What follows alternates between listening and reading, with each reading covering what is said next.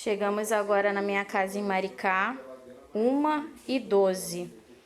Não tem energia. Tá falando com quem?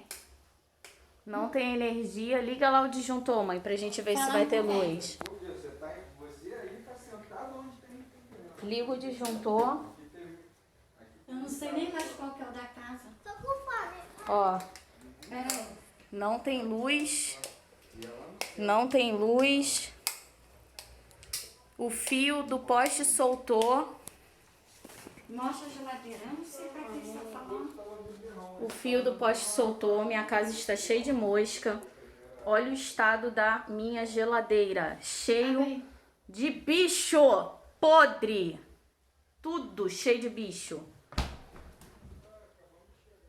Tudo cheio de bicho. Tudo cheio de larva e mosca. Tudo.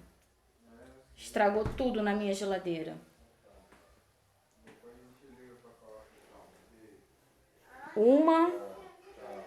1h13 que eu tô chegando na minha residência. 1h13, olha a data. A data 18. E eu estou sem energia porque o fio do poste rebentou e estragou tudo na minha casa. Toda a alimentação.